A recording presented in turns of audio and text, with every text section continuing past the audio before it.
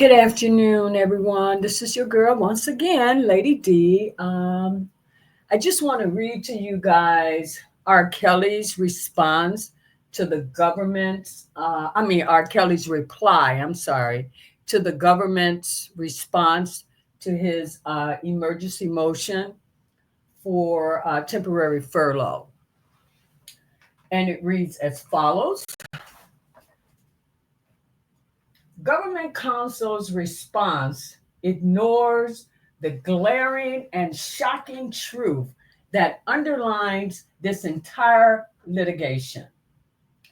There is evidence that the Federal Bureau of Prisons is taking active steps to kill Robert Kelly. A declaration from the commissioner of the Aryan Brotherhood says that they did just that. A warning from a Butner prison official said he was concerned that they were doing just that. Now, prison officials have overdosed Mr. Kelly on medications and nearly killed him 2 days after he made the Stein allegations public. Then they took him out of a hospital at gunpoint and denied him surgery on blood clots in his lungs that the hospital said needed immediate intervention. Does government counsel have a legitimate explanation for any of these things? Of course not. He seems to think that he can refer to what was filed here as a criticism of medical care and no one will notice. But that is not the case. This is not a criticism of medical care.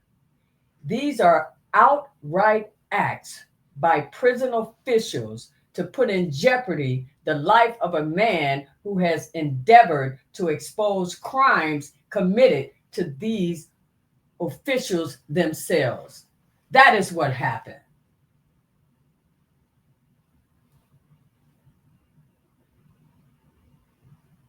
One second, guys. Does government counsel think that it was simply a coincidence that Mr. Kelly was administered an overdose of his medication within 2 days of filing a motion setting forth a Bureau of Prisons effort to kill him to cover up the crimes of Bureau of Prisons officers? Does government counsel think it is yet another coincidence that the Bureau of Prisons officials interfere with Duke University Hospital's scheduling of a surgery to clear blood clots from the lungs of Mr. Kelly by removing him at gunpoint and taking him back to solitary confinement rather than allowing him to get the surgery he needs to protect his life? Faced with what happened here, it is telling that government counsel chooses to claim this is just a run-of-the-mill medical treatment issue rather than even begin to deny the truth of what Mr. Kelly has asserted. These people did overdose him. They did leave him with blood clots in his lungs and remove him from a hospital that sought to do surgery to remove them. And they did it within days of his exposure of a plan to kill him, set forth by Bureau of Prisons officials. There is not a denial of a single one of those facts in the government's so-called response, nor is there a shred of concern from how this could ever be allowed to happen. The government doesn't care if, I believe that's if, I'm sorry, of course we have typos here because there's some urgent shit, so I get all the typos, they just want to get this shit in. The government doesn't care if R. Kelly is killed in the Bureau of Prisons. They don't care if he dies in solitary confinement. That is obvious. The smug and sanctimonious tenure of their briefing makes that plain. But there is nothing sanctimonious about what is happening to Mr. Kelly. There is another defensible defensible about what is happening to Mr. Kelly. I'm sorry, guys. Government counsel even has the temerity to suggest that the Bureau of Prisons demonstrated their concern for Mr. Kelly's safety by placing in solitary confinement against his will. One wonders if government counsel would also contend that the Bureau of Prisons showed their deep concern for Mr. Kelly's safety when they denied him necessary surgery to remove blood clots from his lungs and took him from the hospital that wanted to conduct that surgery at gunpoint.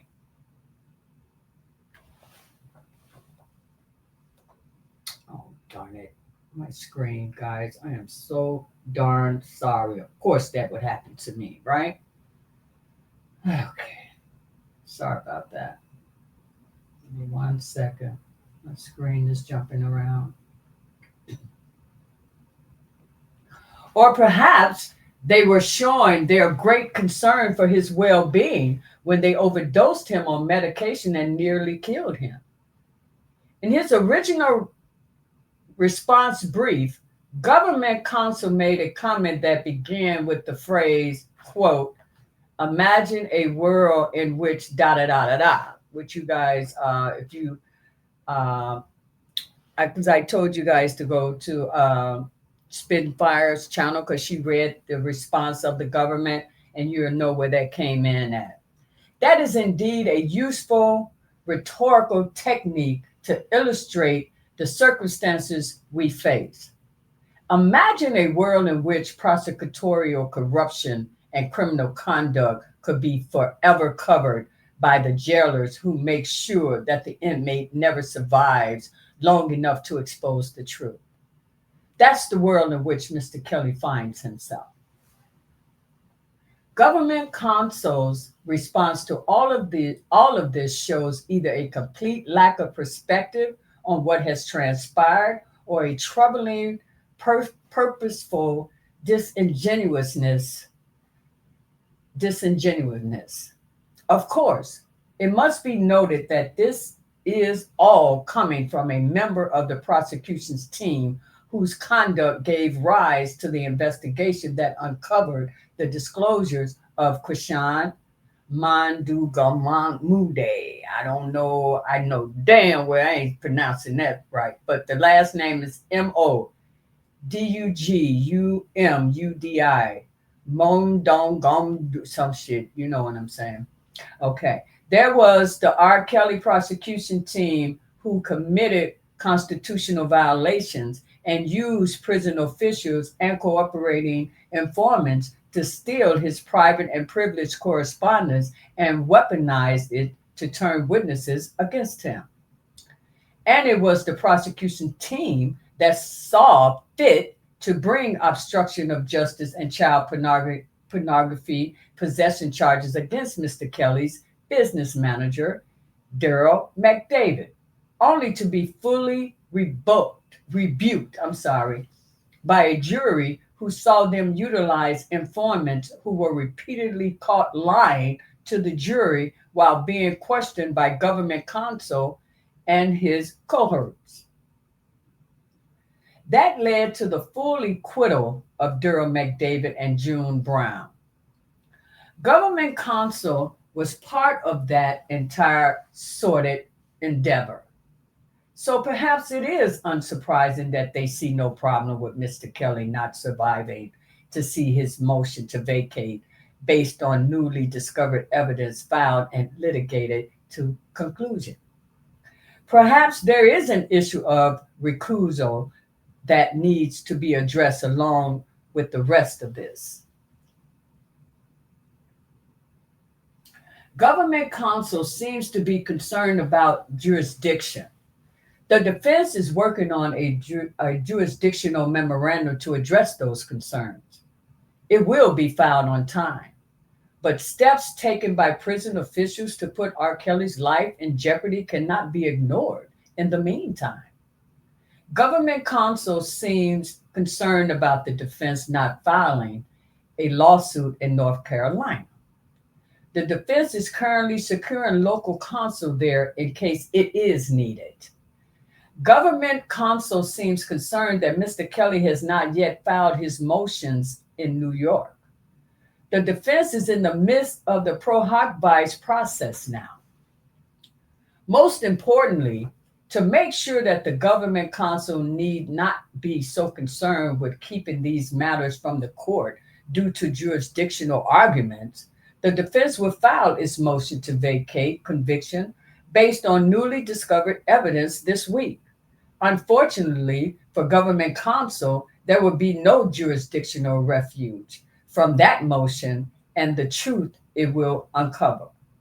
From that, try as they might, there will be no technical argument behind which government counsel can hide. Wherefore, Mr. Kelly respectfully replies to the government's response to his motion for a temporary furlough to home detention. Guys, I keep you informed as I get information. Enjoy the rest of your day if that's possible under these circumstances. Chat soon. Bye-bye.